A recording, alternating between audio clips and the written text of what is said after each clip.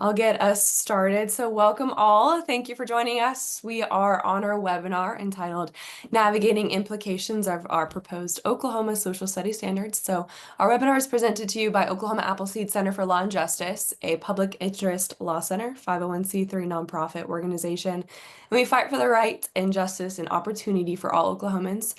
We approach big issues like criminal and juvenile justice, education justice, like what we're going to talk about today, and election justice by tackling it at the root cause. Oftentimes, that takes us to the courthouse, the Capitol, the community, or on webinars, social actions, kind of like we're doing today as well.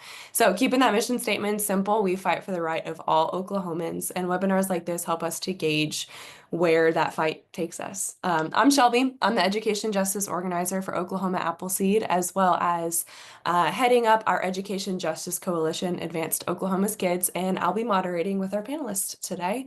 So our goal for this webinar, truly just to leave you more informed about our standards, where they're at the Capitol, what might be happening with them, and what our call to action may be, depending on what that final decision might be. So each of our panelists is uniquely designed to speak on a few of the aspects of our social studies standards. And we do want to save about 10 to 15 minutes at the end of this webinar for some Q&A from our participants today. So I will let our panelists introduce themselves individually. Brent, would you like to kick us off? Yes, thank you, Shelby. I'm Yes. Brent Rowland. I am legal director at Oklahoma Appleseed, so I have the pleasure of working with Shelby. Prior to becoming legal director, I also have served as our education justice attorney. And before that, importantly, I was an educator with over 20 years in the classroom, including teaching social studies, as well as English, and as a school administrator. Thanks for having me. Thank you, Brent. Sandra, would you like to introduce yourself?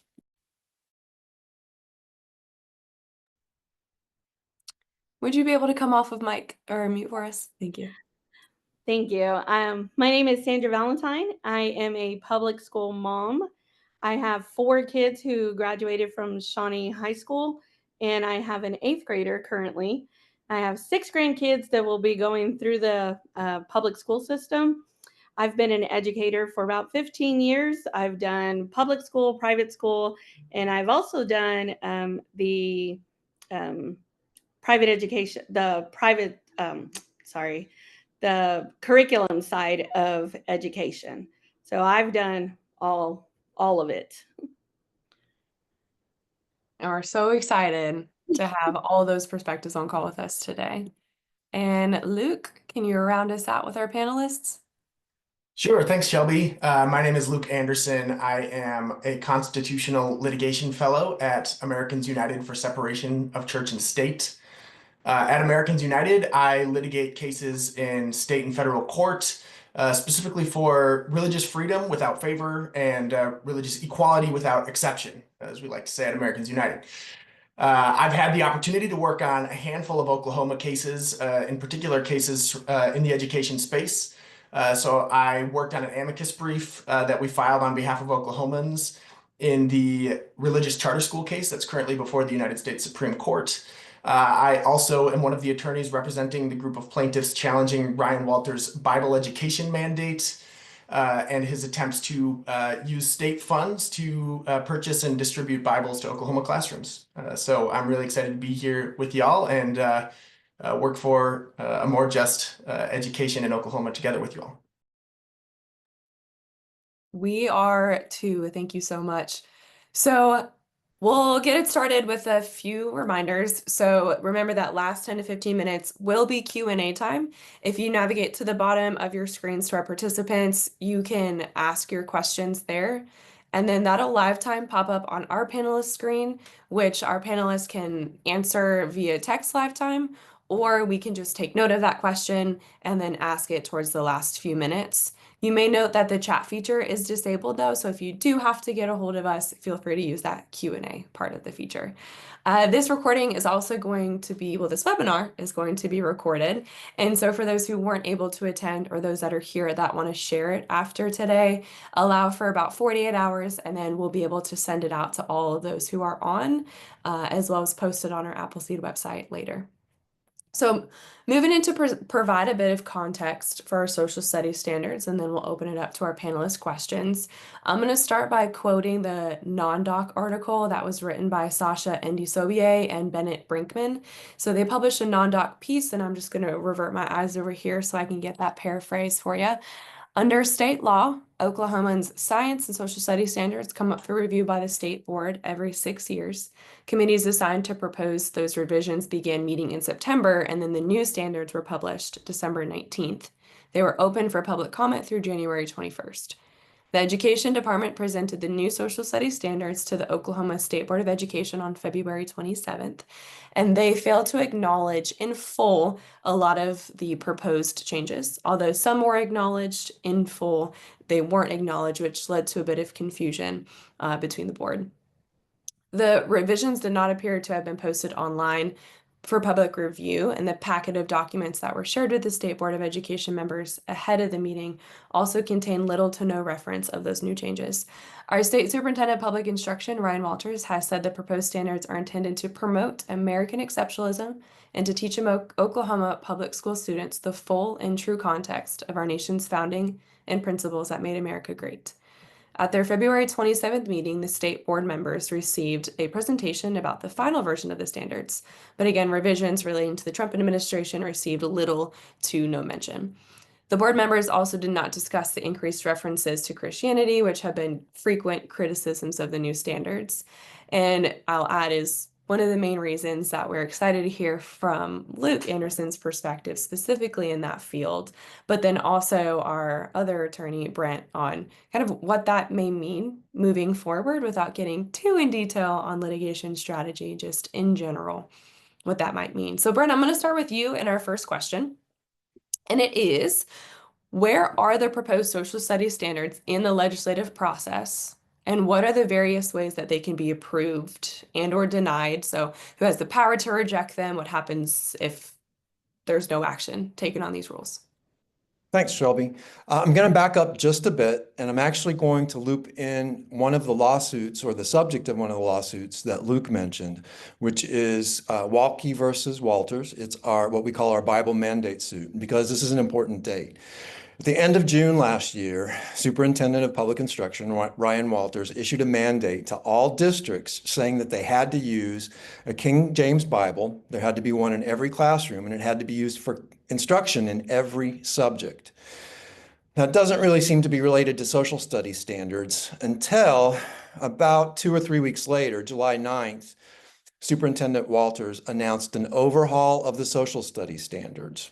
He announced a special committee that was going to direct that overhaul, not the typical committee of educators that writes the standards, but people from outside Oklahoma that were an executive review committee, including people like Dennis Prager from PragerU, Kevin Roberts, who's president of the Heritage Foundation, and David Goodwin from the Association of Classical Christian Schools, which is a popular private school model. Their purpose was to incorporate the introduction of the Bible as an instructional resource. And so there you can begin to see the connection between the Bible mandate that was announced a couple of weeks earlier, and now this discussion of not only a new committee, but new social studies standards. A second purpose was to eliminate diversity, equity, and inclusion. And of course, that's something that we're hearing a lot about with the Trump administration and news cycles of late. This was in conjunction with about 75 teachers sitting down to write standards. In September last year, as the teachers began to write standards, their meetings came to a stop, and Superintendent Walters brought in new standards. We assume that they were these or close to it. And they were told that these are going to be the new standards, and they were required to sign non-disclosure agreements, which is very unusual for teachers who are writing standards, and something we consider to be very public work with a lot of transparency, as we consider should happen in all public work and in all aspects of government. So then by December, there were a set of proposed standards, and this ties into what you were referencing in the non-doc article. There were proposed standards that were posted for public comment in December. Those stayed up for about a month, as is usual. And then there was a public hearing on those at the end of that period.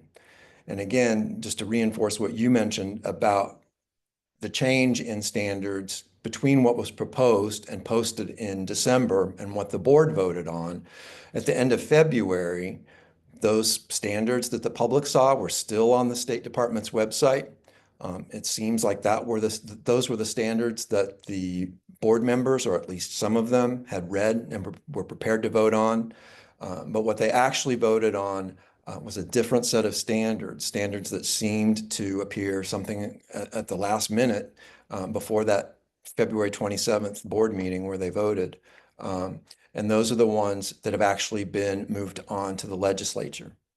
After they're passed on to the legislature, which they were, the board voted on the standards, whether it's the ones that they thought they were voting on, that were posted for public comment, or the ones that were placed before them. They voted on standards and they approved them 4-1.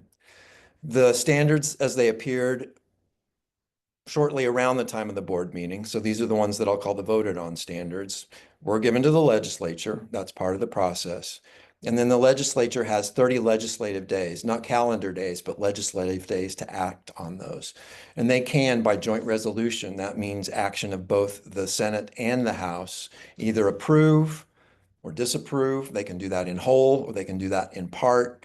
They can make amendments, or they can take no action at all. And there's an important distinction, because if they, by joint resolution, approve, disapprove, or amend, the governor then has an opportunity to veto that. However, and I'm going to read this and then we're going to talk about it. If the legislature fails to adopt a joint resolution within 30 days following submission of the standards shall be deemed approved. Well, that 30 days will come up May 1st. So May 1st is the date by which, if the legislature takes no action, the standards will be approved. Those are the standards that appeared at the board meeting, the voted on standards. And there's nothing in that statute that says the governor then has any opportunity to respond to the legislature's non-action. So those standards would be approved without any intervention from or opportunity to intervene from the governor. And just for a quick clarification, because this was brought up at the Board of Education meeting, can you clarify the differences between standards and curriculum? Yeah, standards are very high level. Standards are what we're talking about that are adopted by the state, usually done by a committee of teachers, as I mentioned. It's a year-long process. Each subject gets its own window within a 6-year cycle, so those standards get revised every 6 years. Whereas curriculum is district level. Those are the textbooks and the materials and the activities and the lesson plans. That's the much more granular stuff that students access. But the standards are kind of the outcomes for that subject area and for that grade level. Thank you for that. For the non-teachers, sometimes it's not a very direct line on the differences between those. So thank you for that. And I know, Sandra, you may have some more information when it comes to the difference. Brant, thanks for setting us up for that. So I'm going to bounce it off to you, and I'm going to read your question here. So you've conducted a very deep dive and made it available to a lot of us. But in that deep dive into the current standards, so the ones we are operating on in school right now, that passed in 2019, and the ones currently being proposed, and to use Brent's terminology, the voted on standards, the proposed standards. Can you identify what you see as a few of the most alarming changes? Maybe we'll keep it to 2 or 3 of the most alarming changes. So thank you for the question. One of the biggest concerns is, of course, the huge amount of Bible stories that we're about to introduce to our children as young as early childhood, pre-K, K1.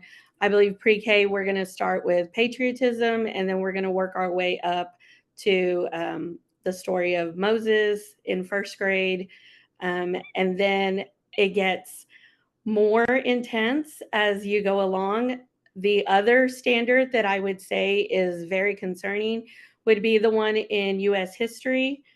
It's standard US H 9.3.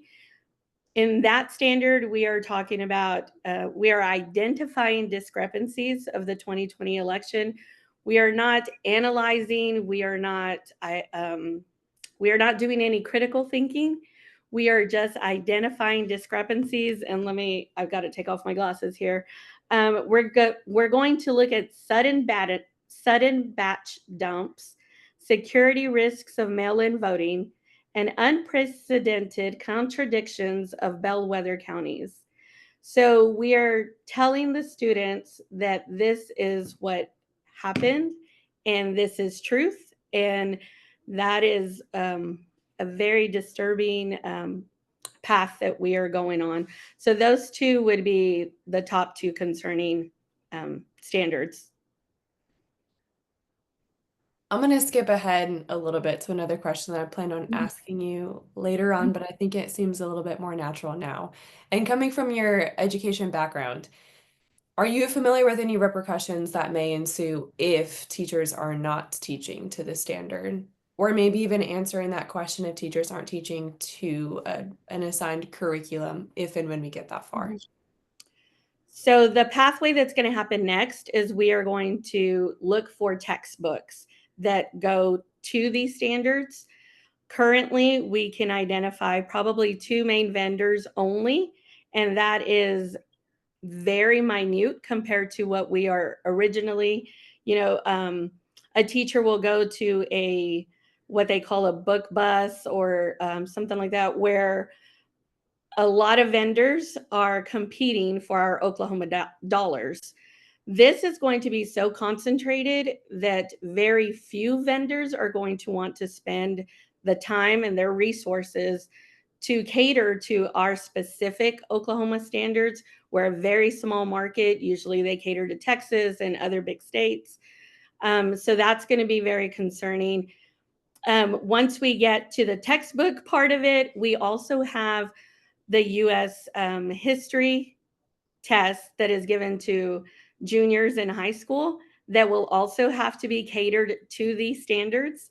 So that's going to be from Cognia, our testing company. They are going to have to create an entirely new test that goes. Now, they would have to do that anyway, but this is going to be so more aligned to a specific way of social studies standards.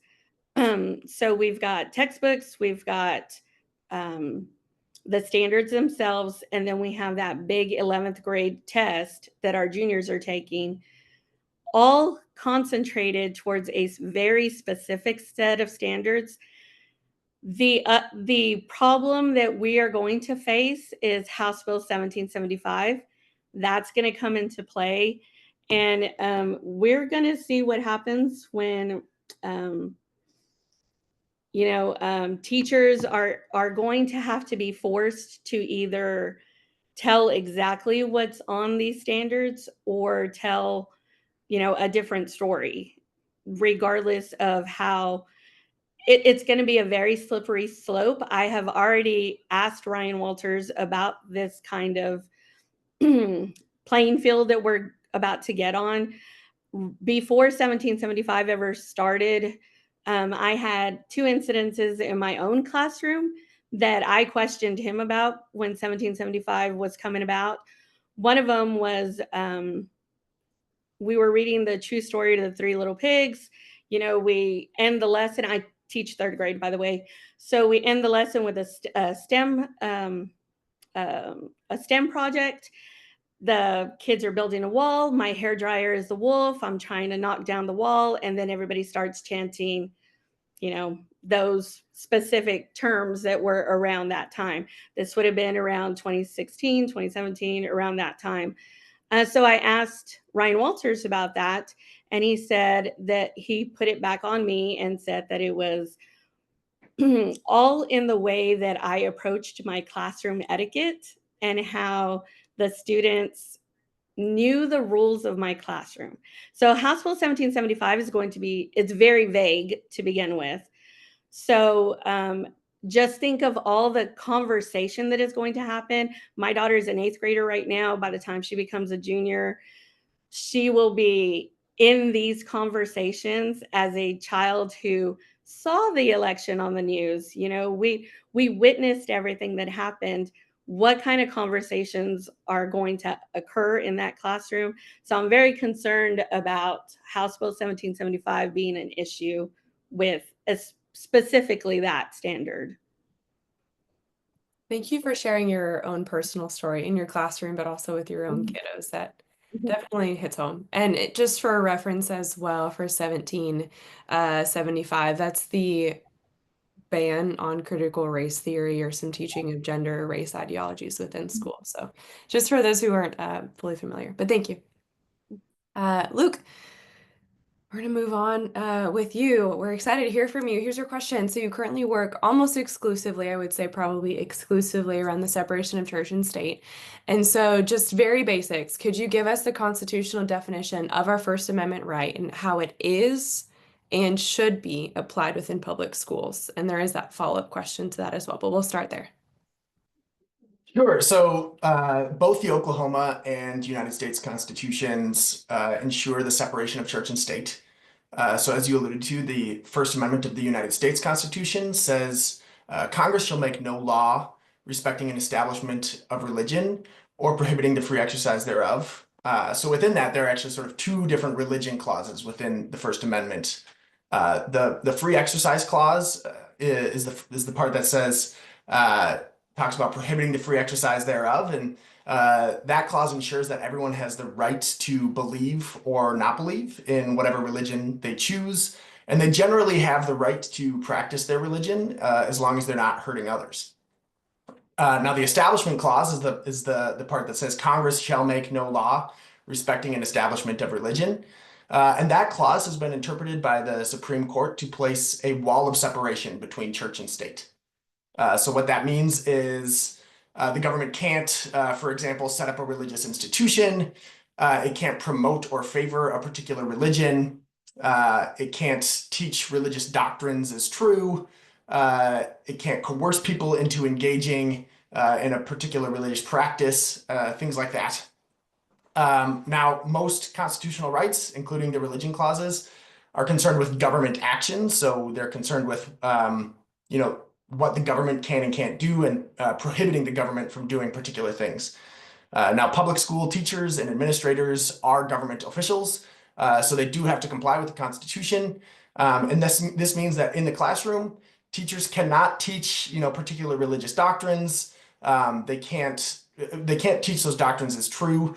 They can't, require students to engage in prayer or anything like that. They can't lead students in prayer, coerce students to engage in any kind of religious practice, anything like that. And so that's sort of what the Constitution says about the separation of church and state. That's typically how courts interpret it.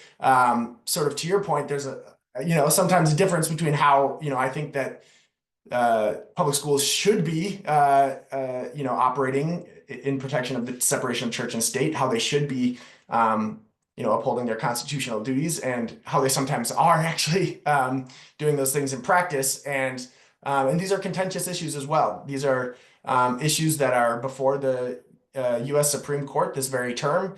As I mentioned earlier, there's a question this term about whether Oklahoma can set up a religious charter school. And so, we're about to see how things may or may not change. But I think, as I'll get into, I think the stuff that's in these standards, whether it's under a sort of how should the Constitution be read perspective, or even how courts are reading it now, even as we know that there are courts that are less protective of church-state separation than we'd like them to be. Even under those interpretations, I mean, these standards, I think, are flagrant violations of the separation of church and state, and we can get into some more specifics in a little bit.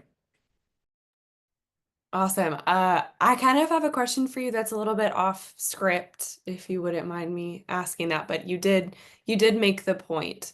So what does it look like as a teacher who has to interplay as being a government official following the Constitution, but then also being pulled a different direction on following the standards because my direct boss is telling me I have to, but also my direct America is telling me I have to? And where does that teacher end up interfacing with? Yeah, I mean, that's a tricky question, and it's going to depend on each teacher's situation. It's no small thing to say no to your boss. And there are going to, as Sandra alluded to, there are repercussions for any individual teacher. And so that's why, when we think about these things, we often try to focus on challenging lawmakers, challenging policymakers, challenging sometimes administrators, because we know that teachers are often put in a hard spot. And so, obviously we always want teachers to be complying with the Constitution. We recognize, sometimes the reality is, if you're a teacher who this is your livelihood, this is, what you've dedicated your whole life to, and your boss is telling you have to do something, it's far be it from me to I don't want to, I recognize that can be a really difficult position for folks. But teachers have constitutional duties too, and sometimes it's a matter of how can you do what you can to sort of mitigate the harm that's coming from certain policies, while also trying to comply. There are sometimes levels to these things, and maybe there's a way to teach something that you're being told to teach, and you can pull the poison a little bit, make it less problematic. Even if you're being asked to do something that violates your conscience or the Constitution. And of course, if you're a teacher who's in that position, I would welcome you to reach out to us. Reach out to Americans United. We have a report a violation form. We'd love to be able to help you with that. But yeah, I recognize that these can be really tricky issues. I just might take you up on that offer if we can get that portal from you. But one of the good sound bites I took away from that is mitigating harm that comes from these policies, because there is no cut and dry answer. And you just have to mitigate your internal conscience versus what you're being asked to do in that harm. So thank you for that. Since that was an off the cuff question, I did have one more, and I think you're going to get into it on Establishment Clause and just a little bit more in detail. So two-part question: which of these standards appear to violate the right that we've been talking about? And what changes do you see that need to be made to these standards, to our Oklahoma standards, to make sure that they don't violate the laws that we've been talking about? Sure. So these standards violate the separation of church and state for a few different reasons. I'll try to kind of flag the most egregious examples, but there are many. So first of all, when you zoom out and sort of look at the standards as a whole, it's clear that they favor Christianity over other religions, and they favor religion over non-religion. So there are something like 35 references to Christianity in the Bible in the standards. That's 3 times more than any other religion is referenced. There's only one reference to atheism, and it's in the context of Soviet Russia. So it's clear that just, when you take the weight of the standards, they favor Christianity, they favor religion over non-religion. So that's kind of zooming out. So zooming in, talking about specifics, one of the ways that the standards set up Christianity as the favored religion is by vastly overstating the influence that Christianity and the Bible had on the founding of our country and on our founding documents. So these standards generally press the view that America was founded as a Christian nation, which is a myth. That's just not true. So for example, 5th graders are asked to, quote, explain how the framers based the Constitution on, among other things, biblical principles reflected in the writings of the founders. So, I could go into all kinds of detail about, the Christian nation myth and how that's how it is a myth. I'll sort of just leave it high level for now and just recommend to you a book by the historian Stephen Green. And it's titled Inventing a Christian America, The Myth of the Religious Founding. Stephen Green is a historian and a law professor. Would highly recommend that book if you're sort of interested in more detail on the Christian nation myth. But moving on for now, another big problem with the standards is that they treat biblical accounts of ancient events as being straightforward factual history. So for example, the high school Ancient and Medieval World History Standards ask students to, quote, trace the biblical account of Hebrew migrations from Mesopotamia to Canaan and their later sojourn in Egypt, explaining the role of Abraham and Moses as recorded in the book of Exodus. Now, if there are any Bible scholars in the audience, you might notice that the story of Abraham is not actually even recorded in the book of Exodus. It's recorded in the book of Genesis. So the standard writers don't even get the Bible right on its own terms. But that's not the main problem. That's just one small problem. The main problem with this standard and with others like it is that it promotes a particular Christian view of the Bible as literal history. It's worth noting that most Jews and many Christians don't read the Bible this way. Rather, it's a particular subset of Christians that are committed to the idea that the Bible provides a straightforward, factual account of ancient history. But the fact is, outside of the Bible, there's really no historical evidence of figures like Abraham and Moses. The vast majority of historians and Bible scholars agree that the Bible's accounts of figures like Moses and Abraham were never even meant to be read as straightforward history. Rather, most scholars would treat these as literature. And they might teach us about, something about the biblical authors, who, by the way, most scholars think compiled these accounts hundreds of years after the events they describe. But these stories, they're full of theological and political commentary. And again, they're simply not history books. Now, I assume that plenty of Oklahoma students and their families believe that the biblical accounts are factually accurate, and they have every right to have that belief. But that's a position of faith, and it's not a position that comes from doing traditional secular history. It's a viewpoint that is better placed in Sunday school classrooms and not public schools. Another sort of related problem is the way that these standards require students to engage with particular religious teachings. So in one standard, students are asked to describe the, quote, meaning of Jesus's words as recorded by the Gospel of Matthew. So first of all, there's just a favoritism problem here. Students aren't asked to analyze the meanings of any other religious teachings.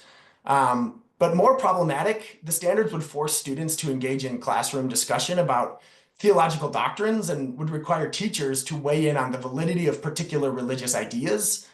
And one thing that the Establishment Clause prohibits is government officials making inappropriate judgments about religious doctrines. So the Gospel of Matthew is far from straightforward, and even within Christianity, there is rigorous debate over the meanings of Jesus's words as recorded by the Gospel of Matthew.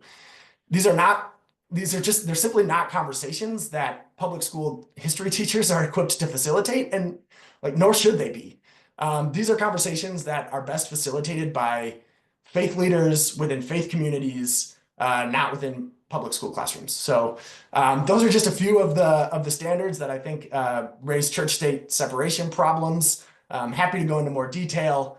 And of course, religious claims aside, I think that Oklahoma students just deserve to be taught accurate information. And these standards prioritize one particular religious perspective over those needs of Oklahoma students. Amazing.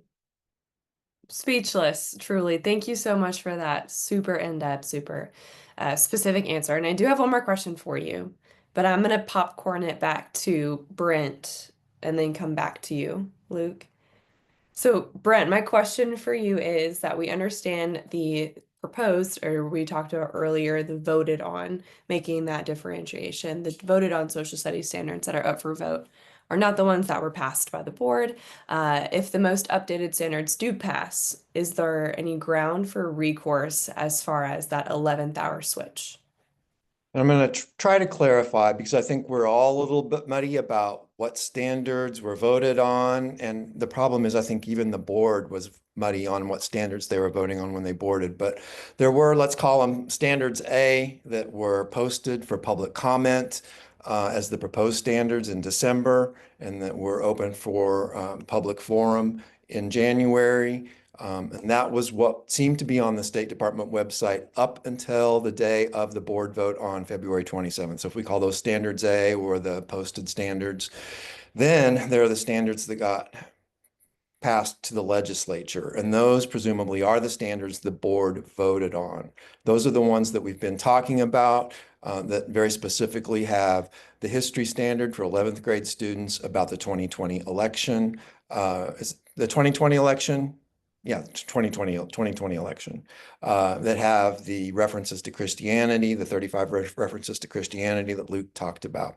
And so those are the voted on standards, or set B. And so it's disheartening, first of all, to know that there was a swap made at some point, that at the board meeting, board members said, I'm not sure I've had enough time to look at these and understand these to really be able to adequately vote. And that the state superintendent didn't allow them that time, but insisted that they vote. And that they were voting on standards that you can tell were very confused about what the subject of the vote really is. It wasn't what the public had the opportunity to comment on. We know that because we believe in democracy and we value it greatly, we want to believe that public voice makes a difference. That doesn't seem to be the case here. So I say all that to say, it seems like there should be a recourse. However, as Luke understands, and people that deal with the law, as individuals and lay people also understand, things in the law don't always work out just on the terms of basic fairness that we believe they should, or that just seems wrong. That just seems wrong. So once they got passed to the legislature, the statute that I read kicks in. We've talked about that. Since that time, 3 board members, 3 of the 5 state board members have said, legislature, can we please get them back? We'd like another chance. Now that we know what the content of the standards is, we would like to reconsider them. We'd like more time. But that does take an act of the legislature. A lot of what happens in the legislature isn't up to individual legislators. It's up to the president pro tem of the Senate, who is Lonnie Paxton, and it's up to the Speaker of the House of Representatives, who is Kyle Hilbert. And they have tremendous control over what comes to a vote of the House or a vote of the Senate or not. Both individuals have said that there is no appetite in their caucus, in the Republican caucus in the House or Senate, to bring those to a vote, that they don't see a problem with the standards as the way they are. Okay. But it does trouble me that anybody can say they don't have a problem with the way the standards have come about, given the situation that we've talked about with the lack of clarity around the standards that were voted on. And of course, the board members' desire to have them back. So a lot of governor doesn't get a chance to look at them. We've talked about some things that aren't going to happen. When you talk then about recourse, yes, litigation is often a possibility.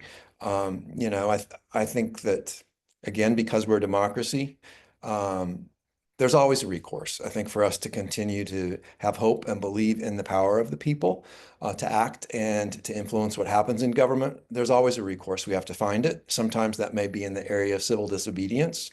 Sometimes that may be teachers having to make a very hard choice that I'm going to teach this my way, not to shortchange students on anything, but to, as Luke said, be true to the Constitution and to their own conscience. To do what they know, likely with years of experience that many of our teachers have, what's good for students, and to prepare them for the real world, to teach them history as a historian would learn history. So that's a recourse. Or for districts to say, no, we're not going to hold you to that.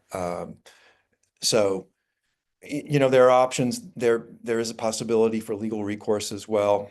Sometimes those options aren't very good. Some are better than others. All come at some kind of a cost, whether it's dollars or whether it's personally. And so those are big decisions that people have to make.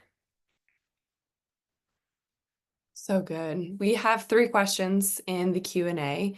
So we will save those for the last 10 to 15 minutes. I just wanted to acknowledge if you have answered or asked a question. I see it, we will be answering it. And if you have not had a moment to ask a question, we do have just one more question back for Luke and then one for all panelists. So we are coming to a close. If you had a burning desire to chat with any of them, go ahead, drop it in the Q&A now. So Luke, I'm going to go back to you. And your final question is, and you might have already answered it, but maybe you have a follow-up for it, is what we're looking at right now to be passed. Do you see this in your work with Bible mandates as being linked to a higher agenda? And may I even say maybe a federal agenda? Yeah, I mean, we'll have to see what the Oklahoma Department of Education says. I don't want to speculate too much about, sort of motives or anything like that. But look, this is obviously part of a broader effort to push a particular Christian perspective in Oklahoma public school classrooms. And I mean, we're seeing this in Oklahoma, but we are seeing this in other states as well. I mean, Americans United is litigating a case in Louisiana regarding the Ten Commandments in the classroom. Uh, there are issues in Texas that are unfolding in Arkansas and plenty of other states as well. So there's certainly a broader effort that's much bigger than Oklahoma and includes people and organizations that are much bigger than Oklahoma. And that's certainly something we've seen. Like you said, it goes beyond the state level. I wouldn't be surprised to see Walters use these standards to try to justify the Bible mandate that we talked about earlier.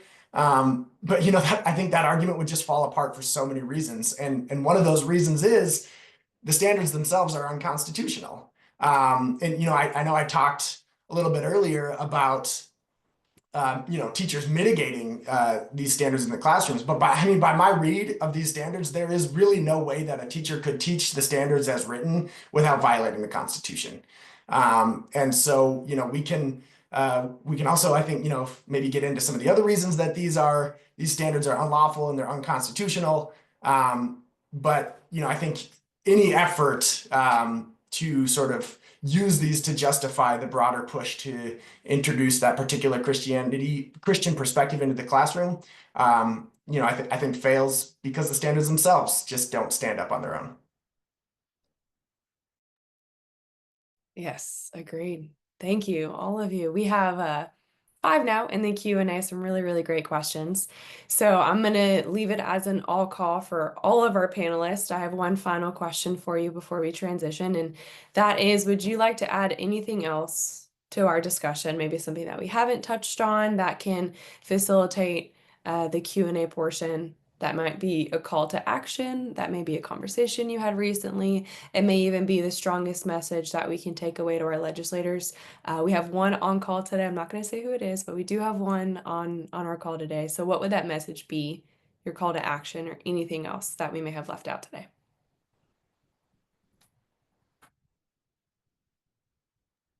I'll come off and speak to a couple of those things. Thank you, Shelby. I think to religious leaders, my idea, my understanding, just from anecdotal evidence of most religious leaders, is that they really don't want some of the things Luke talked about, like theology and church doctrine taught in public schools. A lot of families and families of faith don't want public school teachers teaching their children about the faith. And as Luke mentioned also, of course, atheism is a family value and a family belief system also. And so, but beyond that, I think religious leaders probably could stand to reinforce with their congregations why it's a bad idea. Why, even though they believe in their faith, even though they feel very strongly about the Bible, that it's not a good idea to have it taught in public schools. There's a different place and a different time for that really makes it sacred, that really sets it apart and makes it something other than public school curriculum, like learning about what firemen do, as elementary students, learning about community, or learning about chemistry, or the value of X. There's something special about it that deserves sacred treatment. So I think that's something I would ask religious leaders to consider. What I would ask every single individual to consider that we don't do enough of, not hard, a little bit intimidating, is yes, contact your state representative. At this point, though, as I mentioned, whether this comes to a vote in the House or Senate by May 1st, that's the critical date, is totally up to the Speaker of the House, Kyle Hilbert, and the President Pro Tem of the Senate, Lonnie Paxton. That's who we really need to contact. That's who we really need to say, I don't like the way that those got handled at the board level. I don't like what's in the standards. I want you to act on them. I think one of the things that might be an issue with legislators is feeling like they have to go standard by standard to change them, and that's not the case at all. All they would have to do is disapprove them in whole. Say, no, we're not going to accept these. There's been too many questions raised about the content, the constitutionality of the content, the position that it's going to put educators in to have to teach this content, the accuracy of the content and the way it came about. Send them back and let the board members have what they've asked for, which is another opportunity to address them. That would be the outcome if the legislature did send them back or disapprove them by joint resolution. The board would get another crack at it. There would be no harm in the board taking another year to come up with standards, and that wouldn't violate anything. And I think that would be a wonderful outcome. That would take a lot of people contacting President Pro Tem and Speaker of the House. I wanted to jump in there because I had read something earlier to your point, Brent, that we can wait another year for the standards if they are sent back.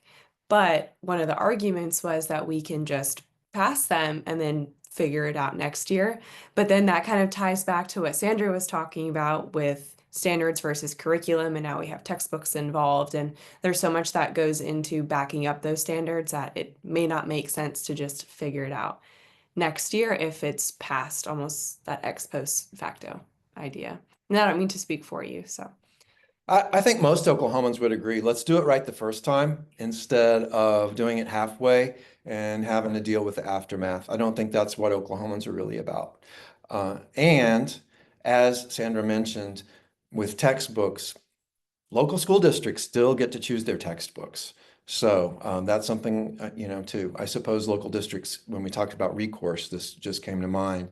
Local districts could choose to keep the textbooks they have, perhaps. So there will certainly be other options to explore as we move forward.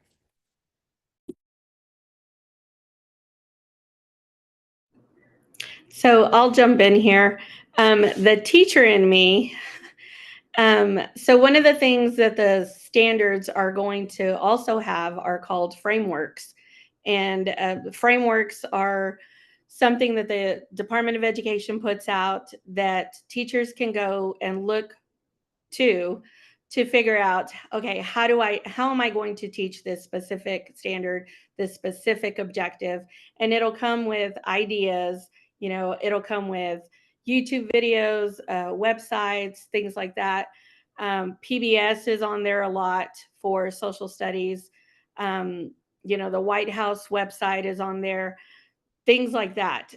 I am very curious, but also worried about what's going to be on these frameworks, for the simple fact that we don't have, or let me say, we have a lot of emergency certified teachers who will navigate towards these frameworks as like the Bible of how to teach something, right? So that's when you go through the teaching process, you're taught this is a standard, this is the framework, this is how you're going to use it, and then your textbook is your guide to show it to the children, and that's how you're going to teach that. So as the teacher in me, that scares me. The mom in me, I will say, I'm very terrified because I'll just give you three names right off the bat: Waco, Oklahoma City, and Columbine. What do those three things have in common?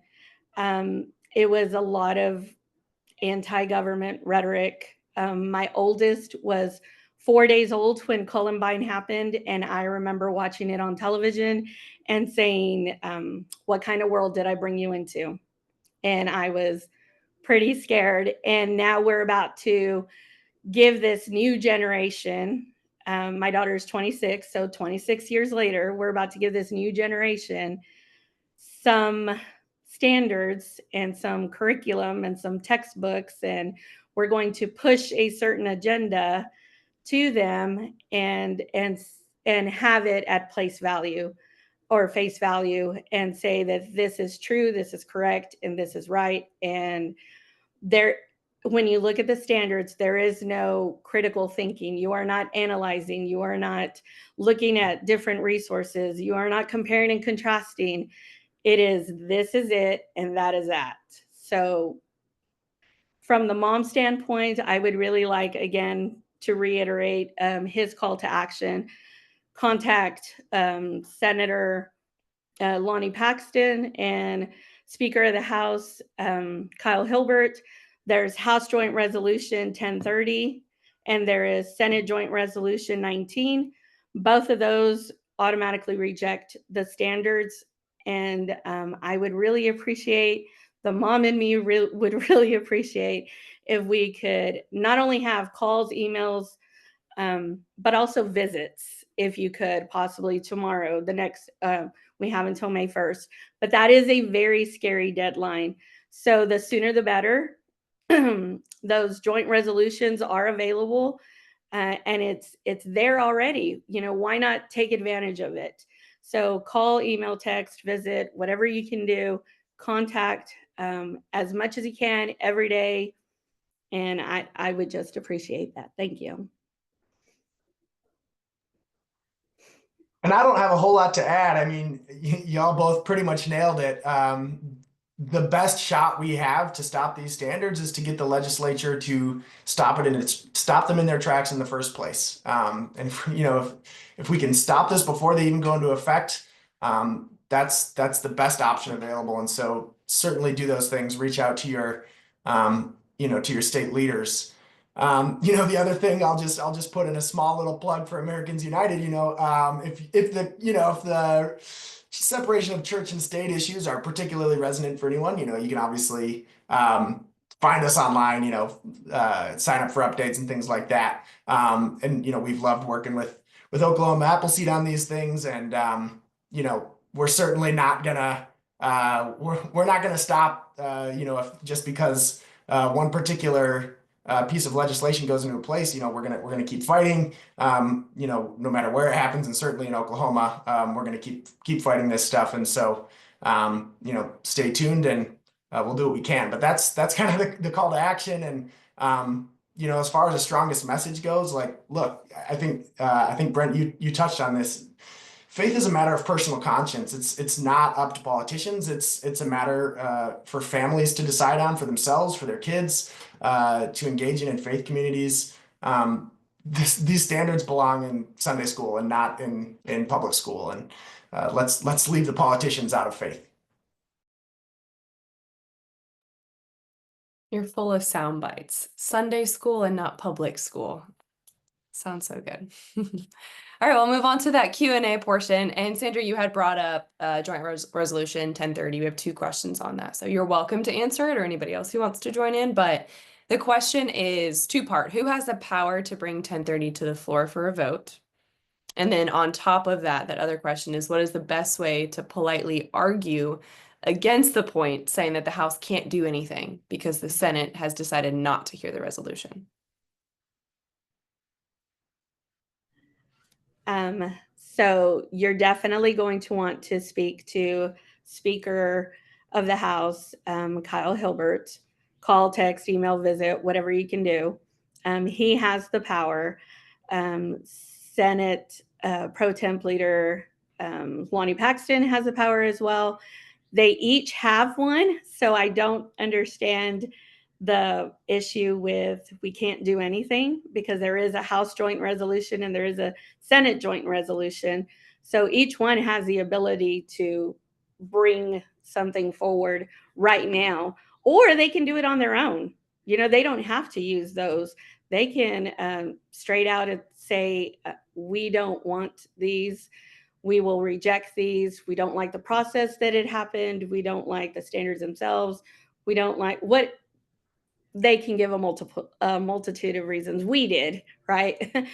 Just in this conversation, we had lots to say about them. So they absolutely have a lot of power in what they can do. And I'm sorry, what was the second question? What is the best way to politely argue against the point that the Oh. House can't do anything because the Senate hasn't brought them forward? Because the Senate has not brought them forward. Or decided not to hear the resolution. Well, like I said, they each have their own resolution. And Kyle Hilbert, Speaker Kyle Hilbert, I actually spoke to him too. And his phrase to me was, I'll see what I can do. So there's a little bit of hope, but it will take all of us knocking on that door, because they could take the easy way out. The easy way out is nobody has a vote, and nobody has to say that they voted for or against these standards. I would like to see a vote. I want to see my representative. I want to see my senator. I probably know how they'll vote, but I would like to see it on the board. By not bringing it forward, we're taking the easy way out. And that's all of them taking the easy way out. The best way to approach it is for all of us to push back as much and as far as we can. I'll note the participant who asked the question did also mention Speaker Hilbert being the person that they spoke to, and then not him specifically, but the assistant stating that the House couldn't do anything because the Senate hasn't brought the resolution. So it was just interesting that you had said that name, and that was also in the Q&A. So as we're talking about calls to action, Brent had also brought it up. So we seem like we have a good message to bring to a specific person. Did someone let Luke know that our legislature also recently passed a bill declaring Christ is King? Yeah, I mean, these things are, this kind of thing happens more often than you'd think. These are technically church state violations. The problem is they don't typically, these kind of proclamations don't really have any actual legal effect. They don't really do anything. And so courts have generally found that, nobody has what's called standing to challenge this kind of thing in court, which means, basically in order to resolve a case, the court needs to have determined that, somebody is bringing this claim who has been harmed by it. And the courts have typically said, these proclamations, they don't actually harm anyone, which, maybe that's true, maybe that's not. I think maybe that's a sort of narrow view of what harm means. But yeah, courts have typically said there's really not much we can do about these kind of things. And it's disappointing. I mean, this kind of thing is far too common. I will note the question was followed by an LOL, so I think that was meant for a little bit of, but you answered that beautifully. And then on that same topic, they said, I would love to hear some of the myths on America being founded as a Christian nation. So I'm assuming that's for you, Luke. So one example is, this is something we've seen in like our Louisiana case challenging the Ten Commandments law, which requires the Ten Commandments to be placed in public school classrooms. There's this, one of these myths is that early court decisions in the United States were somehow based on the Ten Commandments. That's just not true. There just aren't any court decisions from the early founding period that reference the Ten Commandments in that way. There are a few cases sort of after several years after the founding that do reference the Ten Commandments, but they're not really they don't say that the Ten Commandments are like the basis of American law or anything like that. They're cases about Sunday laws, which were laws that required like Sundays off, and so it's a very sort of particular reference to the Constitution or to the Ten Commandments. So there's really zero evidence that from early court decisions that the Ten Commandments played any role in sort of setting the foundation for the American legal system. That's one of the things the standards purport to require that teachers teach, is like how the Ten Commandments influenced the founding. So that's one particular myth that is pretty straightforward to debunk. I mentioned the standard earlier where fifth graders are asked to explain how sort of the Constitution was based on biblical principles. That's, I mean, I'll note at the outset, I mean, there are no references to, the Constitution itself is a very secular document. I mean, the only reference to religion in the Constitution itself is the no religious test clause, which says that nobody can be forced to can be subjected to like a religious test in order to hold office. You don't have to be any particular religion to hold office. Of course, the Bill of Rights came a little later, and that's what includes the First Amendment, which has the religion clauses I mentioned earlier. But it's the United States Constitution is really remarkable in that it's the first founding document, other than some state constitutions, it's the first founding document that doesn't invoke reliance on God. It's actually quite remarkable in that way. And again, historians, scholars are pretty much in agreement that the Constitution was based on Enlightenment ideas, and it wasn't, it wasn't based on biblical principles.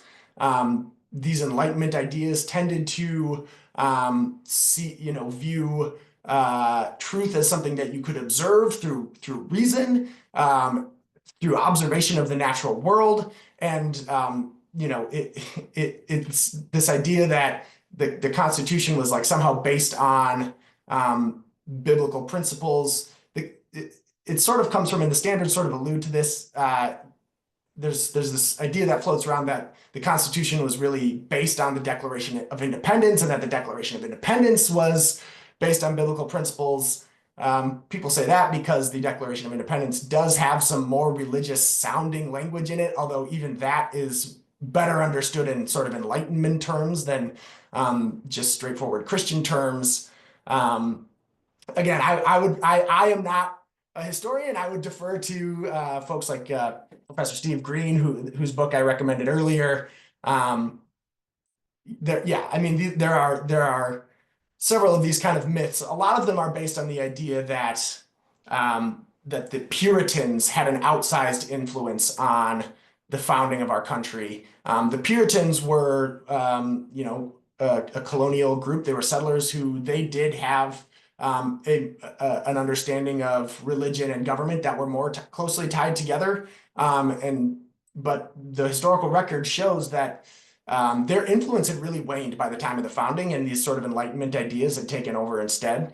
A lot of these are kind of tricky historical questions. Again, would recommend probably going to someone besides me for some of these, because it's not my exact expertise. But yeah, there are a lot of ways in which these standards press this myth. I might challenge the historian and all of us on our next and our final question. And so we are scheduled for another 10 minutes. Likely we'll pop out just before that, just letting our participants know. This is our final question. It comes with a little bit of context. So when we started on this road in 1990, it was estimated the standards could be covered if no minutes were lost by the time the students were in their upper 20s. Now teachers must focus on the standards that are tested in the EOI test. After NCLB, we needed to cover the causes of World War II and the Cold War in a class or two, and this law would force an even more focus on a right-wing agenda. At what point do we cross the tipping point, stripping the meaningful standards out of school?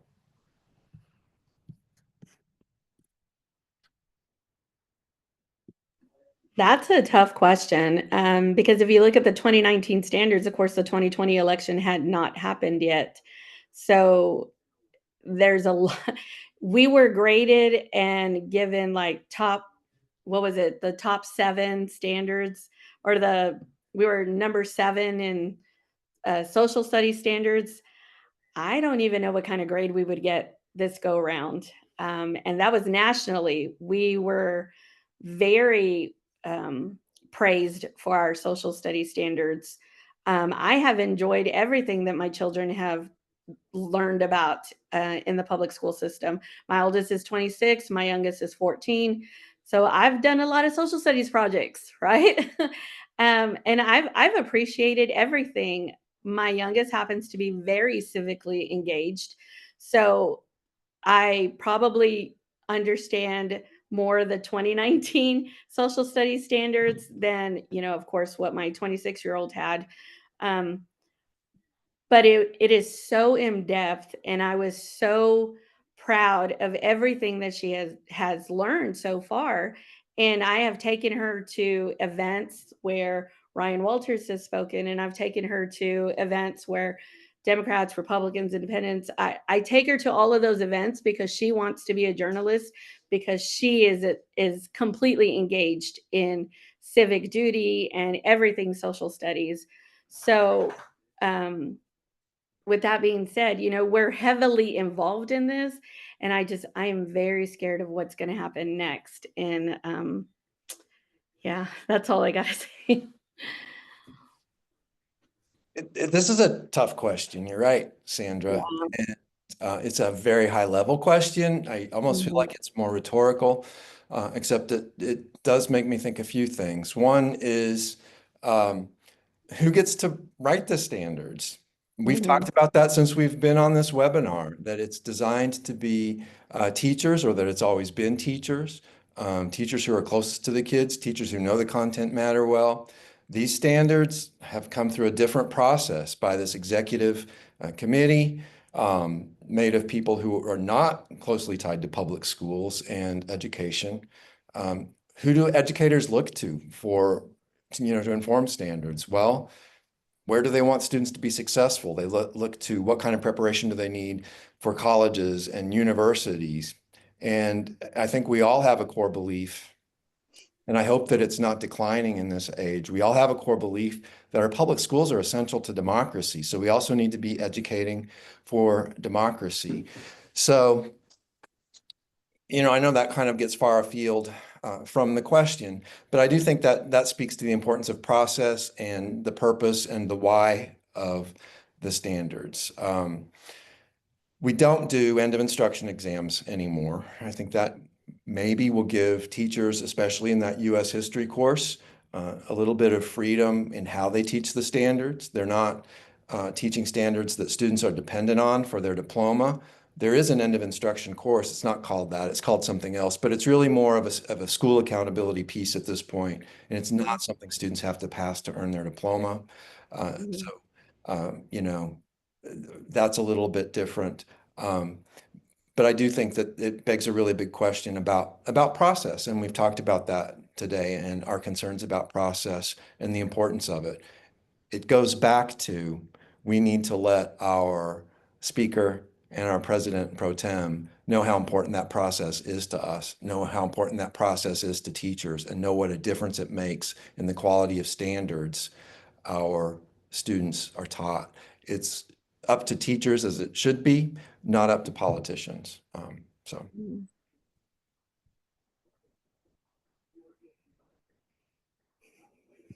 I think that naturally concludes all of our questions. Thank you so much. So I'll conclude our discussion that if we didn't get to answer any of your questions, and this is for our participants, that you are still able to ask them. Everybody, all the panelists were friends here, so we can reach out to them after this discussion. So if you did have anything that maybe pops up throughout the week or when you rewatch this recording, feel free to reach out to Appleseed. Likely the best way to get to us is info@okappleseed.org. It's going to be the main email that pops up on our website, and we can get that directed to the correct person, whether it's our manager of community organizing or myself as the education justice organizer, Brent, our legal director, or even our friends visiting us outside of Appleseed, Sandra and Luke. You'll also get an opportunity to rewatch this webinar, so I'll be sending it to everybody who registered to rewatch or to share outside of those who were here. And then I would always encourage those who are here to keep up to date on some things that Appleseed does in the future. So we don't just center around standards. It's about fighting for the rights of all Oklahomans, and that takes us on a lot of wild rides. So if you're interested in action alerts, action socials, advocating at the Capitol, any sort of litigation, whether that be in education, criminal, youth, election, we work in all of those buckets. You can follow our journey on social media. Facebook and Instagram are the two that we're mostly on. So at OK_Appleseed is our Instagram, or just on Facebook, Oklahoma Appleseed. So thank you all who joined, and a special thank you to our panelists. And we look forward to continuing this conversation and what that critical deadline of May 1st has for us. So enjoy the rest of your evenings, and thanks for joining.